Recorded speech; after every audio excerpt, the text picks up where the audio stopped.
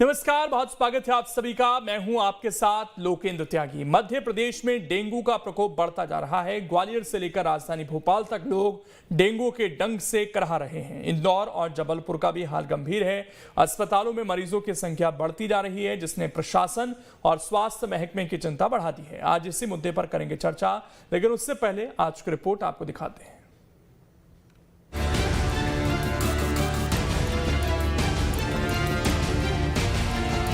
मध्य प्रदेश से मानसून की विदाई हो चुकी है, लेकिन बीमारियों ने अपना दायरा बढ़ा दिया है। प्रदेश में डेंगू का डंक लोगों पर कहर बरपा रहा है। राज्य में डेंगू के मरीज लगातार बढ़ते जा रहे हैं। डेंगू से मध्य प्रदेश का जो जिला सबसे ज्यादा प्रभावित है वो है ग्वालियर, जहां डेंगू मरीजों की संख्या 1000 के पार पहुंच चुकी है। जिलेवार मरीजों की संख्या की बात करें तो ग्वालियर में डेंगू मरीजों की संख्या 1000 के पार पहुंच चुकी है। गुरुवार को 107 सैंपलों की जांच की गई।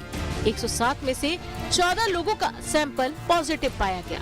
2 दिन पहले 326 सैंपलों की जांच हुई, 19 पॉजिटिव पाए गए। इस साल अभी तक 5,63,317 घरों का सर्वे किया गया है, जिनमें 22,026 घरों में डेंगू का लार्वा पाया गया है। प्रशासन ने सभी घरों से लार्वा को नष्ट करा दिया है। भोपाल में डेंगू मरीजों की संख्या 450 के पार पहुंच चुकी है। राजधानी में सितंबर-अक्टूबर में सबसे ज्यादा केस मिले हैं। इंदौर में डेंगू मरीजों की संख्या 470 के ऊपर है। इंदौर में डेंगू से एक मरीज की मौत भी हो चुकी है। जबलपुर में अब तक डेंगू के 325 मरीज सामने आ चुके हैं। खंडवा में भी डेंगू के 20 से ज्यादा मरीज मिले हैं। राजधानी भोपाल में डेंगू का प्रकोप खत्म होने का नाम नहीं ले रहा है। तस्वीर है जेपी हॉस्पिटल की, ये डेंगू वार्ड है, आप तस्वीरों में देख सकते हैं। यहाँ पे लगभग 10 पलंग जो डेंगू के लिए अलग से सुरक्षित किए गए हैं। सभी के सभी पलंग इस समय भरे हुए हैं। सभी पलंग पे मरीज यहाँ पे अपना डेंगू का इलाज कराते हुए दिखाई दे रहे हैं। स्वास्थ्य विभाग की तरफ से ये कहा जा रहा है कि तमाम व्यवस्थाएं डेंगू के मरीज के लिए की गई है। स्वास्थ्य के लेके तमाम जो चिकित्सीय जरूरत है, दवाइयाँ तमाम मुहैया यहाँ पे कराई जा रही हैं। हालांकि नगर निगम की तरफ से भी कहा जा रहा है कि तमाम जहां पे डेंगू के मरीज मिल रहे हैं वहां पे दवा का छिड़काव किया जा रहा है। डेंगू को रोकने के लिए तमाम कदम उठाए जा रहे हैं। राजधानी भोपाल में वायरल फीवर के मरीजों की संख्या में भी इजाफा हो रहा है। इन मरीजों के प्लेटलेट्स तेजी से कम होने की शिकायतें सामने आ रही हैं, जिसके चलते लोग तरह तरह के घरेलू नुस्खे अपना रहे हैं। राजधानी भोपाल में लगातार डेंगू के मरीजों की संख्या बढ़ती हुई नजर आ रही है। सीजन में अब तक 452 केस सामने आ चुके हैं और रोजाना 5 से ज्यादा नए केस भी दर्ज हो रहे हैं। लगातार बढ़ रहे डेंगू के मामलों का असर अब फल बाजार पर भी देखने को मिल रहा है, क्योंकि लोग कम होती हुई प्लेटलेट्स को ध्यान में रखते हुए फलों पर ज्यादा जो है अब डिपेंड होने लगे हैं, जिसकी वजह से फलों के बाजार में कुछ ऐसे फलों की डिमांड बढ़ गई है जिनके खाने से जो कम हुई प्लेटलेट्स हैं वो बढ़ जाती है। इस बात का खासा असर जो है फल बाजार में देखने को मिल रहा है। फलों के जो दाम हैं उनमें काफी ज्यादा वृद्धि देखने को मिल रही है। वहीं इंदौर में भी डेंगू तेजी से पांव पसार रहा है। स्वच्छता के शहर में डेंगू मरीजों की संख्या 473 के पार हो गई है, जबकि एक मरीज की डेंगू के चलते मौत भी हो चुकी है। वहीं प्रशासन लगातार घर घर चेकिंग अभियान चला रहा है और दवाओं का छिड़काव कर रहा है, ताकि डेंगू के बढ़ते प्रकोप पर लगाम लगाई जा सके। बात करें खंडवा की, तो जिला अस्पताल से लेकर निजी अस्पतालों में लगातार मरीजों की संख्या बढ़ रही है। इन अस्पतालों में बुखार के 200 से ज्यादा मरीज भर्ती हैं, जिनमें से 2 डेंगू पॉजिटिव पाए गए हैं, जबकि जिले में अब तक डेंगू के 20 मरीज सामने आ चुके हैं। डेंगू जिस तरह से अपना दायरा बढ़ा रहा है, उससे स्वास्थ्य विभाग भी चिंतित है। अब हम आपको इस बीमारी के लक्षण बताते हैं, जिससे आप सतर्क हो सकते हैं। तेज बुखार आना, सिर में तेज दर्द होना, आंखों में दर्द के साथ जलन का होना, जोड़ों और मांसपेशियों में दर्द होना, थकान महसूस होना, जी मचलाना, उल्टी दस्त होना, चिड़चिड़ापन या बेचैनी होना। डेंगू अक्सर बरसात के दिनों में शुरू होता है और ये स्वच्छ पानी में पैदा होता है। ऐसे में इसके बचाव के लिए भी कुछ जरूरी उपाय हैं, जिससे लोग डेंगू की चपेट में आने से बच सकते हैं, जैसे कि अपने आसपास पानी जमा न होने दें, पानी की टंकी को पूरी तरह से ढककर रखें, कूलर, गमले और पक्षियों के पानी पीने वाले बर्तन साफ करते रहें, खिड़कियों दरवाजों पर जाली और स्क्रीन का प्रयोग करें। बाहर जाते समय लंबे बाजू वाले कपड़े पहने। अपने रहने की जगह को साफ रखें। कचरे का उचित तरीके से निपटान करें। आसपास गंदगी जमा न होने दें। मच्छरों वाली जगह पर दवाओं का छिड़काव करें। डेंगू जिस तरह से अपने पांव पसार रहा है, उससे प्रदेश का स्वास्थ्य महकमा चिंतित जरूर हो गया है। ऐसे में लोग कुछ सावधानियां बरतकर बीमारी से बच सकते हैं। किसी भी परिस्थिति में तुरंत डॉक्टर से सलाह लें और इसका इलाज सुनिश्चित करें। Team news stay.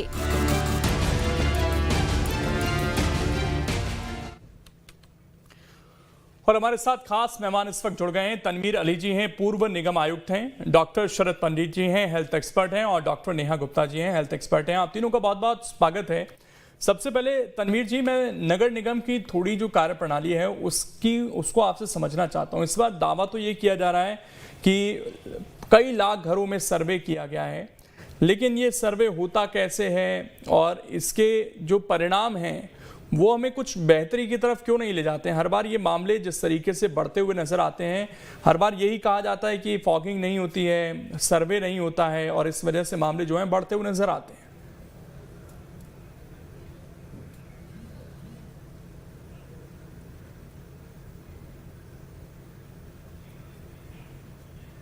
जी तनवीर जी, आपसे ही सवाल था ये। हाँ, अच्छा। देखिए, ऐसा है कि मैं सिर्फ पूर्व निगम आयुक्त नहीं हूँ, मैं पूर्व IAS हूँ, नंबर 1। जी बिल्कुल सर। और नगर निगम का आयुक्त का बहुत कम समय रहा हूँ, वो भी उस समय रहा हूँ कि जब डेंगू नहीं था। लेकिन उसके बारे में जो करना चाहिए जिला प्रशासन को, एज कलेक्टर, एज कमिश्नर जो किया है, उसके बारे में आपको बताऊं कि अभी आपकी जो रिपोर्ट थी बड़ी अच्छी थी, बड़ी इंफॉर्मेटिव थी कि क्या करना चाहिए घर वालों को, क्या नहीं करना चाहिए। लेकिन उसके साथ साथ नगर निगम और जो ये हमारी गवर्नमेंट एजेंसीज हैं, इनका जो फर्ज बनता है वो कि बारिश के खत्म होते ही इनको अपना छिड़काव शुरू कर देना चाहिए, ताकि उसका लार्वा जो है वो बच ना पाए। क्योंकि बरसात में बहुत जगह पानी इकट्ठा हो जाता है और इसके लार्वा जो है बढ़ जाता है।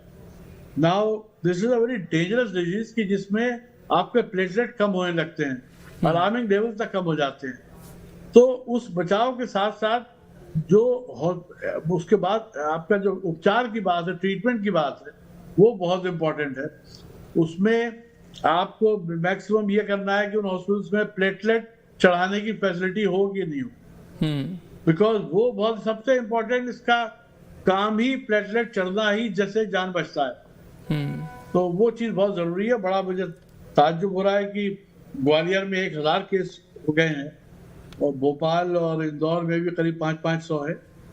आई थिंक उसमें हॉस्पिटल्स के हमें जो सिस्टम है उसको बहुत फोर्टिफाई करना होगा प्लेटलेट चढ़ाने के लिए। ठीक है। शरद पंडित जी, इस वक्त हम देख रहे हैं जो लोग हैं वो घर घर बीमारी नजर आ रहे हैं। किसी को सर्दी है, किसी को खांसी है, किसी का गला खराब है। अब लोग तो इसको मौसम चेंज से जोड़कर देख रहे हैं। इसको कैसे हम आइडेंटिफाई करें कि ये सिम्टम्स जो हैं ये डेंगू के हो सकते हैं, ये सिम्टम्स मलेरिया के हो सकते हैं, या ये सिम्टम्स नॉर्मल वायरल फीवर हैं, या ये सीजन चेंज की वजह से हो रहा है? देखिए, इसमें जो है हम जब कह रहे हैं कि ये डेंगू है, तो उसकी पुष्टि तो जो है वो हमारा जो एलाइजा टेस्ट होता है, कंफर्मेशन टेस्ट होता है। तो जैसे इस तरह का बुखार आ रहा है, 3-4 दिन लगातार रह रहा है, और अभी लक्षण आपके इस कार्यक्रम में बताए गए हैं, उस तरह का यदि लक्षण के साथ है तो अपने चिकित्सक से परामर्श लें। और चिकित्सक जो है वो परामर्श के उनके बाद जो भी टेस्ट कहता है वो टेस्ट कराएं। तो ये जो एलाइजा टेस्ट है, यदि कंफर्मेशन आता है इसका, तो उससे पुष्टि हो जाती है कि डेंगू है या अन्य किसी तरह का बुखार है। वो डेंगू है या कोई भी बुखार है, लक्षणों के आधार पर डॉक्टर आपका ट्रीट करता है। तो सबसे पहले तो इसका जो हम कहते हैं हमेशा कि prevention is better than cure, तो सबसे पहले तो ऐसी परिस्थितियों को समाप्त करें जहां मच्छर पनप रहे हैं। और इसके बाद जो है यदि इस तरह का बुखार है तो हमको अपने डॉक्टर से परामर्श करके ब्लड टेस्ट कराना चाहिए, और ये किस तरह का बुखार है वो इन्वेस्टिगेशंस के बाद मालूम पड़ जाता है। तो इसमें ये सतर्कता आवश्यक है। अपने जो है अभी प्लेटलेट कम होने की बात कही, ये तो जब लगातार लंबा जो है बुखार जब खिंचता है तो प्लेटलेट कम होने की संभावना रहती है। तो इसके पहले ही यदि हम समय रहते चेत जाएं और प्रारंभिक जो है रूप से उपचार प्रारंभ कर दें तो ये प्लेटलेट की संख्या कम नहीं होगी। दूसरा ये प्लेटलेट की संख्या में यदि गिरावट है तो वो बहुत कम जब होती है, 50,000 से भी नीचे जाती है, तो वो चिंता वाली स्थिति रहती है। और समय रहते यदि चिकित्सक की परामर्श से हम लोग जो है बराबर अपना हाइड्रेशन मेंटेन करें, बॉडी की इम्यूनिटी, न्यूट्रिशन ये सब मेंटेन करें, तो कोई जो है चिंता वाली बात नहीं रहती है। और ये लगभग जो है 1 वीक के जो है अवधि में समाप्त हो जाता है। तो हमको ये सब सावधानियां रखना पड़ेगी। एक तो जनता को भी जागरूक होना पड़ेगा, गवर्नमेंट एजेंसीज जो है अपने स्तर पर करती हैं, और हमको जो है मच्छरों से बचाव के उपाय जो है स्वयं भी जो है वो अपनाना होगा। अच्छा नेहा जी, जो सरकार की तरफ से क्लिनिक है, अगर उत्तर प्रदेश की भी मैं बात करूं तो वहां पर कुछ किट्स अवेलेबल हैं, छोटे छोटे जो स्वास्थ्य केंद्र हैं, और उनसे डेंगू का या फिर टाइफाइड या मलेरिया की जांच हो रही है। वो जो किट हैं वो क्या कितनी भरोसेमंद है वहां पर, या फिर जो प्रॉपर ब्लड टेस्ट होता है उसी से जो है इसका पता चल पाता है?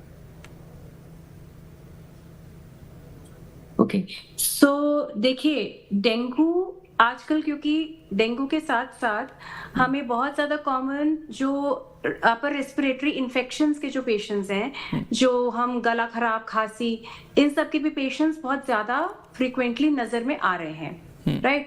सो इन दोनों में सबसे ज़्यादा डिफरेंशिएट करने में आसान जो फैक्टर रहता है वो मोस्ट कॉमन है कि डेंगू में जनरली बहुत ज़्यादा जुकाम या गला खराब इतनी ज्यादा सीवियरिटी में नहीं होता, जो नॉर्मली जो फ्लू के केसेस में ज्यादातर होता है।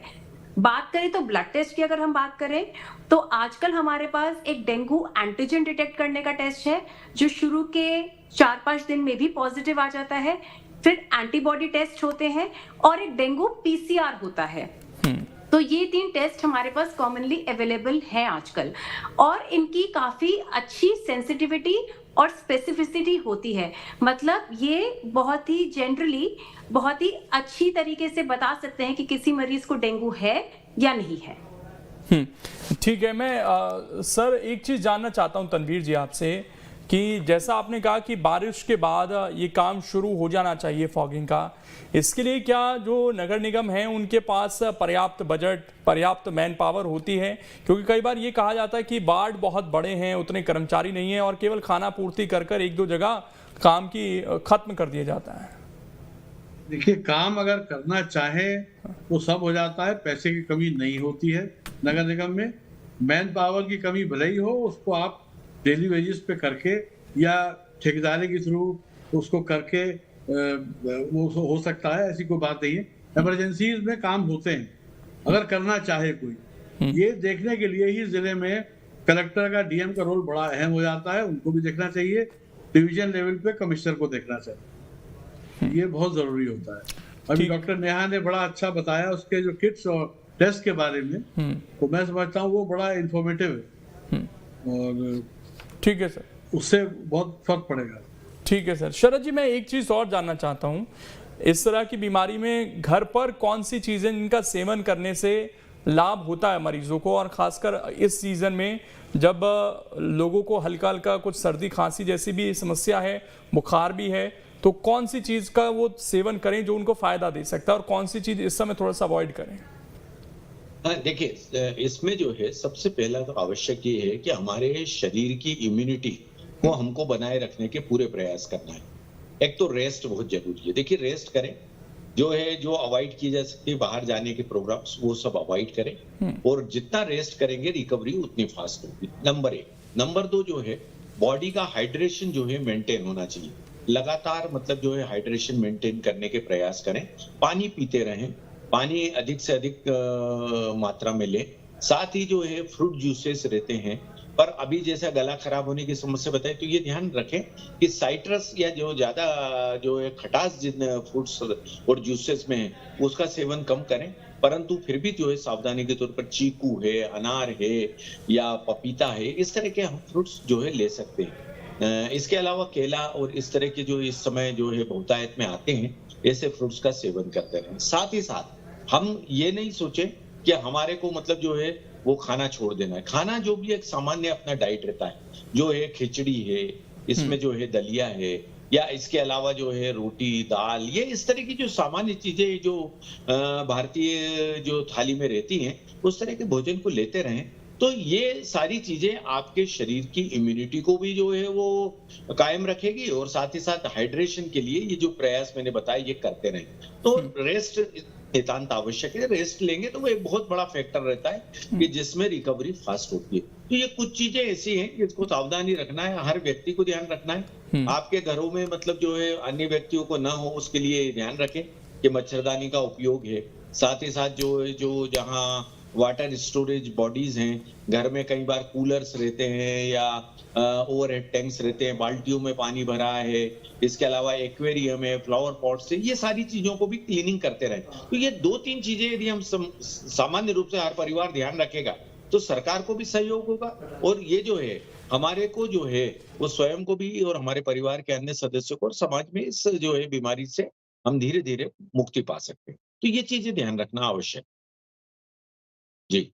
ठीक है। नेहा जी, मैं एक चीज़ और आपसे जानना चाहता हूं कि इसमें जैसे बताया जाता है कि बकरी के दूध का सेवन करें, या फिर हमने देखा कि पपीते की डिमांड बढ़ जाती है, नारियल का पानी इस समय बहुत महंगा हो गया है, तो ये चीज़ें क्या वाकई में बेनिफिट करती हैं इस दौरान, या ये केवल मिथ हैं? और लोगों को कौन से ऐसे मिथ हैं जिनसे बचना चाहिए इस तरह के बुखार को लेकर? नारियल का पानी तो देखिए मैं कहूंगी बेनिफिशियल है, क्योंकि डेंगू के मरीजों में हम एक ही चीज मरीज को कहते हैं कि हाइड्रेशन मतलब कितना आप पानी का सेवन, लिक्विड्स का सेवन कर सकते हैं, उतना ही आपके शरीर के लिए बेहतर रहेगा।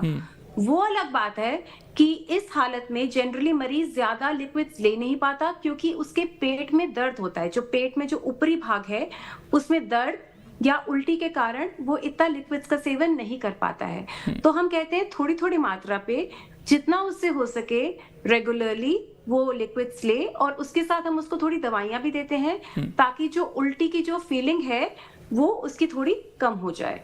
तो नारियल पानी तो बेनिफिशियल है। जहां तक आपने बात करी बाकी चीजों की, जैसे बकरी का दूध या पपीता के पत्ते या कीवी, तो हमारे एलोपैथी में फिलहाल कोई साइंटिफिक कॉन्क्रीट एविडेंस नहीं है जो हमें गाइड करे कि इन चीजों का कोई बेनिफिशियल इफेक्ट है। कुछ स्टडीज आई हैं, बट ऐसी कोई एविडेंस बेस्ड रिकमेंडेशन नहीं है कि हम इन चीजों को अपने मरीज को रिकमेंड करें। ऑन द कॉन्ट्ररी कई बार देखा गया है कि इनसे पेट जरूर खराब हो जाता है मरीजों का। सो फिलहाल तो मैं कहूंगी कि apart from liquids, as doctors, as allopathic doctors, हम लोग और किसी चीज को रिकमेंड नहीं करते हैं। लेकिन ये है कि दाम ज़रूर इस दौरान बढ़ जाते हैं हर चीज़ के। ये भी हम देख रहे हैं क्योंकि हम लगातार दिखा रहे हैं कि फ्रूट्स बहुत महंगे हो गए। हमारी सहयोगी ने रिपोर्ट भी की उस पर, क्योंकि एक तो बारिश का सीज़न था, उस समय तो फ्रूट्स महंगे थे ही, अब कहीं ना कहीं बीमारी आई है, इसको लेकर भी चीज़ें बढ़ती हुई। तनवीर जी, एज अ अधिकारी जब इस तरह की चीज़ें होती हैं तो उनको कैसे व्यवस्थित किया जाता है, मॉनिटरिंग कैसे डीएम स्तर पर की जाती है कि कहीं ऐसा तो नहीं है कि हॉस्पिटल्स ने अब चार्जेस बढ़ा दिए हैं अपने, क्योंकि ये ऐसा सीज़न है कि बहुत लोग बीमार पड़ रहे हैं, या फिर जो छोटे छोटे स्वास्थ्य केंद्र हैं वहाँ पर किट्स की कमी तो नहीं है, जांच की कमी तो नहीं है, डॉक्टर समय पर बैठ रहे हैं नहीं बैठ रहे हैं, क्योंकि अपार्ट फ्रॉम फॉगिंग ये सारी चीज़ें और ये जो रेट्स एकदम से बढ़ने लगते हैं, इसकी भी क्या किसी स्तर पर मॉनिटरिंग कर चीज़ों को नॉर्मलाइज किया जा सकता है? ये आपने बड़ा अच्छा सवाल किया कि डीएम को उस पोजीशन में क्या कर सकता है जिला प्रशासन। देखिए, नगर निगम में स्टाफ की एक लिमिटेशन होती है, थोड़ा कम होता है। डिस्ट्रिक्ट मजिस्ट्रेट के अंडर में 20-25 डिपार्टमेंट्स होते हैं और जिला डिस्ट्रिक्ट लेवल ऑफिसर्स होते हैं काफी। तो सेक्टर्स बना के हॉस्पिटल्स को उसमें बांट के सफाई को भी देखें वो सेक्टर मजिस्ट्रेट, और हॉस्पिटल्स का भी देखें सप्लाई, वहाँ काम ठीक है कि नहीं, डॉक्टर्स नर्सिंग स्टाफ सब अवेलेबल चीजें हैं कि नहीं है। दूसरा, जहां तक आप फलों की इनकी बात कर रहे हैं, उसके लिए भी मंडी समिति का स्टाफ होता है, डीएसओ होता है, उसके लिए भी वो अपना कर सकता है। तो मेरा मतलब ये है कि डीएम के थ्रू सेक्टर बांट के और इफेक्टिव तरीके से उसका मॉनिटरिंग हो सकती है। बिल्कुल उसकी भी चीज़ होनी चाहिए, क्योंकि ये भी एक समस्या है कि एक तो बीमारी में लोगों का पैसा जा रहा है, ऊपर से इस तरह की चीज़ों में भी बहुत पैसा खर्च होने लगता है और ये कहीं ना कहीं बहुत परेशानी क्रिएट करता है। शरद पंडित जी, मैं थोड़ा सा इस बुखार को अगर हम समझने की कोशिश करें तो इसके जो शुरुआत है वो किस तरीके से होती है और फिर ये कितना लंबा बुखार चलता है अमूमन, क्योंकि हम कहते हैं कि 3-4 दिन में आदमी की रिकवरी शुरू हो जानी चाहिए, लेकिन डेंगू के केस में ये कितना लंबा चल सकता है बुखार और कितनी जल्दी खत्म हो सकता है, और पैनिक करने की जरूरत कहां पर है आदमी को कि हाँ अब उसको कुछ और प्रिकॉशनरी चीजें लेने की जरूरत है?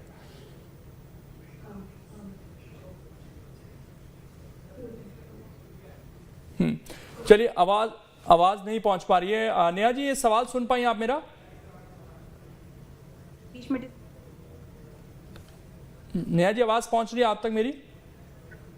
हाँ, अब आ रही है। हाँ, मेरा सवाल ये था कि इस बुखार की इनिशियल स्टेज में क्या सिम्टम्स होते हैं, उसके बाद जब ये बढ़ता है तो कितना लंबा जा सकता है बुखार, और एक व्यक्ति को कब ये सोचना चाहिए कि अब शायद उसको कुछ सीरियस स्टेप्स लेने पड़ेंगे या हॉस्पिटलाइजेशन की जरूरत उसको पड़ सकती है? ओके, सो ये जो बुखार होता है जनरली एक इंक्यूबेशन पीरियड होता है, जो मतलब एक मॉस्किटो बाइट से लेकर सिम्टम्स डेवलप होने का पीरियड होता है। वो जनरली अराउंड 7 डेज का होता है। उसके बाद मरीज में सिम्टम्स आने शुरू होते हैं, जिसमें बुखार, शरीर में बहुत तेज दर्द जिसको हम कहते हैं हड्डी तोड़ बुखार, और आंखों के पीछे दर्द, ये मेन सिम्टम्स होते हैं। तो शुरू के फेजेस में ये सिम्टम्स होते हैं। फिर अगर मरीज एक सीवियर डेंगू इन्फेक्शन का पेशेंट का रूप ले लेता है उसमें, तो इन दैट केस जो वार्निंग साइंस होते हैं वो आने शुरू हो जाते हैं, जिसमें आते हैं जैसे पेट का फूलना, बहुत ज्यादा उल्टी होना, गफलत में जाना, नाक से या मुंह से ब्लीडिंग होना, या मरीज को सांस लेने में दिक्कत होना। तो ये साइंस होते हैं कि अब मरीज को हॉस्पिटल में एडमिट होना चाहिए। मेजॉरिटी ऑफ द पेशेंट में हाउएवर ये सिम्टम्स नहीं आते हैं, वो उसकी बॉडी की इम्यूनिटी मरीज को रिकवर करने में हेल्प कर देती है, लेकिन जो कुछ अनफॉर्चुनेट लोग होते हैं उनमें ये सिम्टम्स आते हैं। एक और चीज मैं कहना चाहूंगी कि कई बार बुखार जब खत्म हो जाए, मतलब 7 दिन के बाद मरीज को लगता है कि मैं ठीक हो गया हूं, लेकिन अगले 2 दिन जब बुखार नहीं हो तब वो बहुत ही क्रिटिकल फेज होता है। मतलब इवन तो बुखार नहीं है, बट मरीज की क्लिनिकल डिटेरियोरेशन होने का रिस्क बहुत ज्यादा हाई होता है। जब बुखार बंद हो जाए तब इमीडिएटली पेशेंट को रिलैक्स नहीं होना चाहिए। उस टाइम पे भी अपनी पूरी ध्यान से एहतियात रखनी चाहिए और अपने लिक्विड्स का सेवन अच्छे से करना चाहिए। प्लेटलेट्स भी उस टाइम पे रेगुलरली चेक करने चाहिए कि कहीं प्लेटलेट्स और डाउन तो नहीं हो रहे हैं। ठीक है तनवीर जी, एक सवाल ये उठता है अब कि इसमें नगर निगम क्या जो हम कहते हैं कि चालानी कार्रवाई है, जो लोग नहीं मान रहे हैं, जिनके यहाँ पर या तो पानी भरा हुआ है गमले में या कूलर में या नारियल के खाली खोखे पड़े हुए हैं, कुछ भी ऐसा, तो इसमें सख्ती दिखाता है नगर निगम कि भैया नहीं अब कार्रवाई करनी है ऐसे लोगों पर, इनकी वजह से दूसरे लोगों को भी बीमारी फैल सकती है? नहीं, नगर निगम भी सख्ती दिखा सकता है और डीएम जो है पुलिस के थ्रू भी उस पर एक्शन ले सकते हैं, बिकॉज कोई भी चीज अगर डेंजरस है वो फैल सकती है, तो it comes under public nuisance. जी देखिए, कार्रवाई करना आप चाहें तो कोई प्रोविजंस की कमी नहीं है, बट आपकी इच्छा शक्ति होना चाहिए, इंटेंशन होना चाहिए कि मुझे करनी है कार्रवाई, तो ऐसा कुछ बिल्कुल कर सकते हैं। बिल्कुल, अब देखना यही है कि अभी तो ये शुरुआत है, क्योंकि धीरे धीरे चीज़ें, और अभी जब तक पूरी ठंड नहीं आ जाएगी ये मौसम इसी तरह का रहेगा, और ऐसे में जैसा डॉक्टर साहब ने बताया, नेहा जी ने भी और शरद पंडित जी ने भी, बहुत सावधानी रखनी है, अपने खान पान को लेकर बहुत सावधानी रखनी है, बाहर का कम से कम खाना है, घर पर भी हल्का फुल्का खाना है और ऐसा खाना है जो हमारे स्वास्थ्य के लिए लाभकारी हो, और लिक्विड का ज़्यादा से ज़्यादा सेवन करना है, और सबसे बड़ी बात कि अपने यहाँ साफ सफाई रखनी है। इससे ना सिर्फ आप बचेंगे बल्कि दूसरों को भी बचाएंगे, और पानी को तो कृपया कर इकट्ठा ना होने दें। बहुत बहुत शुक्रिया, आप तीनों मेहमान जुड़े और इस चर्चा का हिस्सा आप लोग बने, और दर्शकों को बहुत सारी चीजें उम्मीद है इससे पता चली होंगी। फिलहाल छोटे से ब्रेक के लिए यहाँ पर रुकेंगे, खबरें लगातार जारी हैं।